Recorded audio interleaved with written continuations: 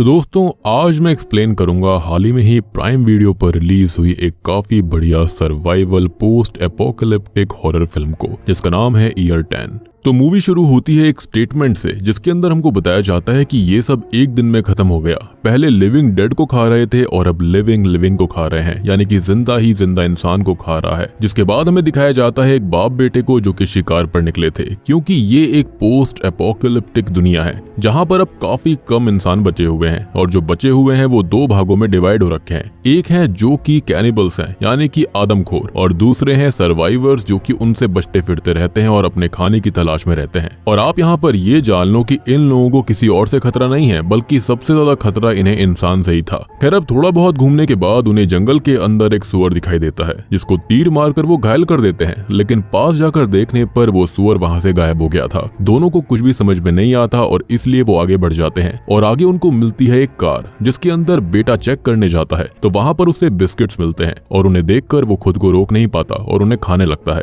अब इसी बीच होता यह है कि उसके पिता को जंगली कुत्तों की आवाज आती है और इसलिए वो कार के अंदर आकर बैठ जाता है कि तभी वहां से एक जंगली कुत्तों का झुंड निकलता है जो उन्हें देख नहीं पाता। अब यहाँ पर बेटे ने अपने पिता को बिस्किट्स के बारे में कुछ भी नहीं बताया था, क्योंकि एपोकलिप्स के समय पर खुद का भला पहले सोचना पड़ता है, चाहे वो बेटा हो, बाप हो, पत्नी हो, कोई भी हो। अब ऐसे ही वो वहां से निकल कर आगे बढ़ते हैं और अपने शेल्टर पर आ जाते हैं जिसे उन्होंने रेडी किया था। शेल्टर के अंदर थी बेटे की वाइफ जो कि घायल हालत में थी और उसकी हालत काफी खराब होती है। और ध्यान रहे इस मूवी के अंदर एक भी डायलॉग नहीं है, किसी का कोई नाम नहीं है, क्योंकि ये मूवी एक साइलेंट मूवी है। ऐसा मान लो कि हम एक रियल सिनेरियो को देख रहे हैं अपनी आंखों से होते हुए।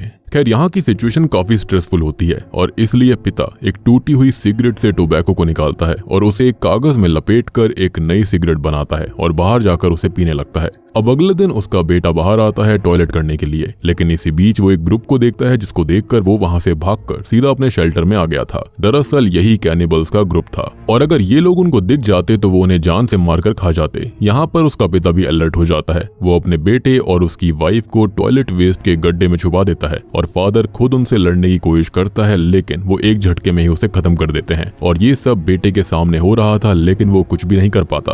खैर अब ये लोग उसके पिता को बांध कर ले जाने लगते हैं और यहाँ पर ग्रुप का लीडर उनके सामान को भी ले लेता है और वो सब वहां से निकल जाते हैं। लेकिन तभी ग्रुप के लीडर की नजर उस गड्ढे पर पड़ जाती है, लेकिन वहां पर वो जो बेटा था और उसकी बीवी थी उसकी नजर उस पर नहीं पड़ती, जिसके चलते वो वहां से निकल जाता है। अब इसके बाद में बेटा अपनी बीवी को शेल्टर में ले आता है और उसकी वाइफ को काफी सफरिंग भी हो रही थी। ऊपर से उसकी बीवी की मेडिसिन भी वहां पर थी और वो लीडर उनको भी लेकर चला गया था और अब उसके पास कोई भी रास्ता नहीं था। उसकी बीवी इतना सफर कर रही थी और उसे देखकर ये काफी बुरा लगता है और वो उसकी सफरिंग को खत्म करने के लिए उसे खत्म ही करने वाला था, लेकिन वो ऐसा कर नहीं पाता।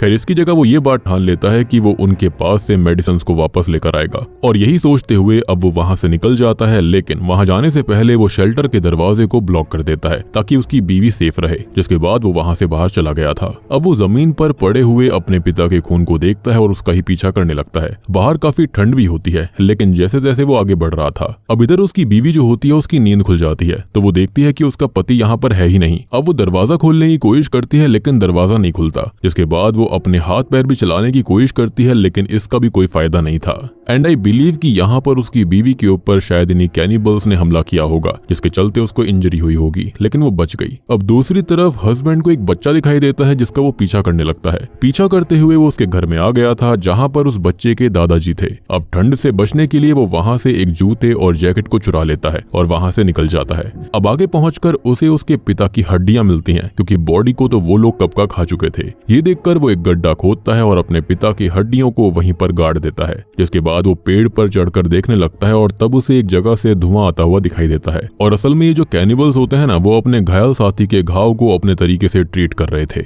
अब यहाँ पर हम उस ग्रुप को ठीक से देख पाते हैं जिसके अंदर एक लड़की है जो कि हंट्रेस है, एक आदमी है जो कि लेफ्टिनेंट है जो कि पहले आर्मी में था, लेकिन अब वो एक कैनिबल बन चुका है, यानी कि आदमखोर बन चुका है। और वहां पर वो घायल लड़का भी होता है जिसका ये इलाज कर रहे थे, जिसको हम स्ट्रैगलर बुलाएंगे क्योंकि उसे मूवी में यही नाम दिया गया है। और स्ट्रैगलर का मतलब होता है ग्रुप का वो इंसान जो कि काफी स्लो होता है और काफी बार उसकी इन चीजों की वजह से वो अपने ग्रुप से सेपरेट भी हो जाया करता। और आखिरी में आता है इनका लीडर। खैर अब इधर हस्बैंड को जंगली कुत्तों की फिर से आवाज आती है, इसलिए वहां पर पड़े कुछ अंगारों से वो बोन फायर को बना लेता है ताकि कुत्ते उसे देखकर करीब ना आ पाए। अब रात में वहां से कुत्ते निकल जाते हैं जिन्हें हस्बैंड आग से डराकर भगा देता है। जिसके बाद सुबह वो आगे बढ़ता है जहां पर उसे एक टेंट मिलता है और उस टेंट के अंदर एक डेड बॉडी थी। खैर वहां से वो कुछ जरूरत का सामान ले लेता है जिसके अंदर एक कटर नाइफ भी होता है और एक विसल भी होती है जिसे वो अपने पास रख लेता है कि क्या पता ये काम आ जाए। खैर बाहर आकर वो उसी बच्चे को देखता है जो कि उससे डर कर भाग जाता है। अब इसके बाद वो उन लोगों के अड्डे पर जाने लगता है। वहां पर उसे मिलती है हंट्रेस और उसे देखकर वो उसके पास जाता है, उसका पीछा करता है। हंट्रेस केटल को गर्म होने के लिए रख देती है और अपने कुछ काम में लग जाती है। अब हस्बैंड जैसे तैसे वहां जाता है और पिल्स को ढूंढने लगता है, लेकिन तभी वो पीछे से आ जाती है। तभी तो उसका नाम हंट्रेस था। खैर वो उस पर एक से हमला करती है, लेकिन किसी तरह से हस्बैंड जो होता है वो उसे उसकी ही एक से मार डालता है, यानी कि हंट्रेस जस्ट गॉट हंटेड। जिसके बाद वो हर जगह वो मेडिसिन को ढूंढता है। खैर अब वो उनकी आरवी वैन के अंदर चेक करता है जहां पर उसे कुछ नहीं मिलता, लेकिन वो लोग उसे आते हुए दिखाई देते हैं। वो जल्दी से हंट्रेस की लाश को साइड में ले जाकर छुपा देते हैं और खुद भी छिप जाते हैं। वो ग्रुप अपने साथ उसी बच्चे को लेकर आया था खाने के लिए। खैर इसी बीच हस्बैंड उनको देखता है। जल्दी ही उन लोगों को पता चल जाता है कि हंट्रेस के साथ कुछ बुरा हुआ है। वो लोग अब हंट्रेस को ढूंढने लगते हैं। तब हस्बैंड हंट्रेस की लाश को मिट्टी से छुपा देता है और वो रेंगता हुआ आगे बढ़ने लगता है। वो उस बच्चे को देखता है जो कि बंधा हुआ था और ये सब देखकर हस्बैंड इस बच्चे को आजाद कर देता है। जिसके बाद वो बच्चा भाग जाता है। खैर इसी बीच वहां स्ट्रैगलर जो होता है वो बाहर आता है और शोर सुनकर उसे देखकर हस्बैंड भी छुप गया था। अब लीडर देखता है कि वो बच्चा वहां पर नहीं है और इन सभी चीजों का जिम्मेदार वो उसी स्ट्रैगलर को मान रहा था। खैर उन्हें अब हंट्रेस की बॉडी मिल जाती है जिसको देखकर लीडर खुश नहीं था, क्योंकि हंट्रेस उससे कुछ ज्यादा ही क्लोज थी और आप यहाँ पर समझ सकते हो कि क्या क्लोजनेस रही होगी। खैर अब रात में वो लोग हंट्रेस का क्रिमेशन करते हैं और यहाँ पर हम लीडर के चेहरे पर एक गुस्से वाले भाव को देख पाते हैं। तभी हस्बैंड एक लगेज को देखता है जो कि लॉक्ड हो रखा था और उसी में मेडिसिन भी थी। अब अगली सुबह जल्दी हस्बैंड आरवी के अंदर जाता है जहाँ पर सभी सो रहे थे और लीडर के गले में वो चाबी थी, यानी कि लगेज की। खैर किसी तरह से हस्बैंड अंदर आकर वो चाबी उसके गले से निकाल लेता है और बाहर आकर वो उस लगेज को ओपन करता है जिसके अंदर से उसको मेडिसिन मिल जाती है। जिसके बाद वो बाहर निकलता है और आरवी के गेट पर लॉक लगा देता है ताकि वो लोग वहां से बाहर ना आ पाए। अब इधर वाइफ की जो हालत होती है ना वो काफी खराब हो जाती है। ऊपर से वहां पर एक जंगली कुत्तों का झुंड भी था।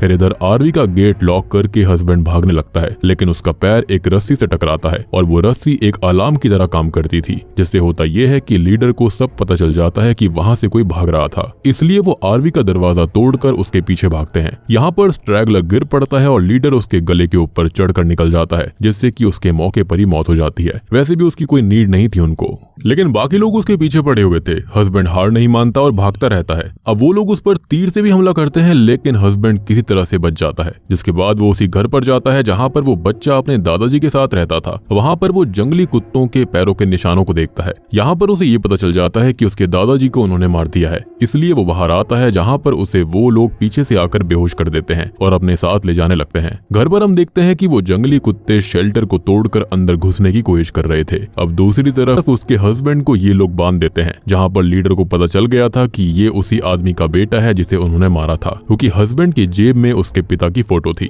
यहाँ पर उसे वो विसल दिखाई देती है जिसे वो बजाने लगता है, लेकिन तभी लीडर उसे रोक देता है। लेकिन उसकी आवाज सुनकर जंगली कुत्तों का जो झुंड होता है वो वहां पर आने लगता है, जिससे डर कर सब भागने लगते हैं। अब उनके भागने के बाद में जो उसने कटर नाइफ अपने पास रखा था वो उससे खुद को आजाद करता है। देखो यहाँ पर ये काम आ गया। इनफैक्ट वो विसल भी काम आ गई थी, यानी कि अगर वो विसल को नहीं बजाता तो उसकी बीवी की बैंड बज चुकी होती एंड हो भी सकता है कि शायद वो उसे खा भी गए होंगे। एनीवेज यहाँ पर लीडर खुद को बचाने के लिए अपने ग्रुप की लड़की को उन कुत्तों के हवाले कर देता है, यानी कि ये लीडर नहीं था बल्कि ये तो गंदा आदमी था। खैर दूसरी तरफ हस्बैंड बचकर भागता है और एक पेड़ के पीछे छुप जाता है। उसे वहाँ पर लेफ्टिनेंट देख लेता है, लेकिन पेड़ के पीछे वो नहीं था क्योंकि वो पेड़ के ऊपर होता है। अब हस्बैंड उसके ऊपर कूदकर उसे मारने की कोशिश करता है और यहाँ पर थोड़े से स्ट्रगल के बाद वो उसे मार डालता है और साथ ही साथ दूसरे आदमी को भी, और उस आदमी का धनुष और तीर भी ले लेता है। अब बचा था यहाँ पर खाली लीडर और वो उसके सामने जाता है और वो उसे तीर से मारता है जो कि उसके पैर में लगता है, लेकिन दूसरी बार मारने पर वो धनुष ही टूट जाता है। अब लीडर के पास एक मौका था, लेकिन तभी पीछे से जंगली कुत्ते आ रहे थे और वक्त रहते हस्बैंड वहां से भाग जाता है, लेकिन लीडर नहीं भाग पाता।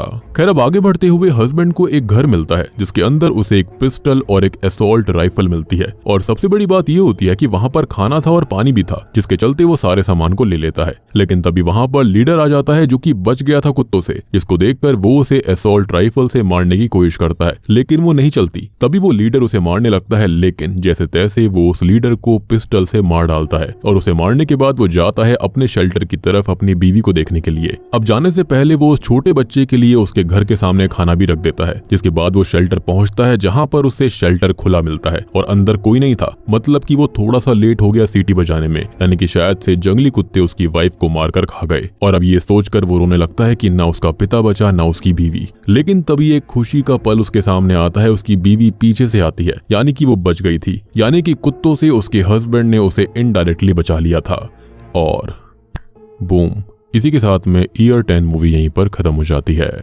तो दोस्तों ये थी ईयर 10 फिल्म की कहानी। उम्मीद करता हूँ कि आपको पसंद आई होगी। अब देखो यहाँ पर ये जो जेक है, यानी कि जो हस्बैंड है, उसकी बीवी आखिर उनसे कैसे बची। तो मैंने इसका एग्जांपल आपको दे दिया कि जब उसने विसल बजाई थी तो कुत्ते वहां से यहाँ पर आ गए। लेकिन देखो एंड में हमने ये भी देखा कि वो जो पीछे से चलकर आई थी या फिर जो कोई भी था वो अच्छे से चल पा रहा था। लेकिन हमने स्टार्टिंग में देखा कि जो वाइफ होती है वो बिल्कुल भी नहीं चल पा रही थी। तो आखिर वो इस तरह से कैसे इजीली चल पाई। तो देखो जब जान पर बनती है तो बॉडी के अंदर एड्रेनलिन रश होता है, जिसके चलते शायद से वो इजीली बाहर भाग गई। और फिर उसके बाद हुआ ये कि जब उसके हस्बैंड ने विसल बजाई तो कुत्ते वहां से चले गए थे।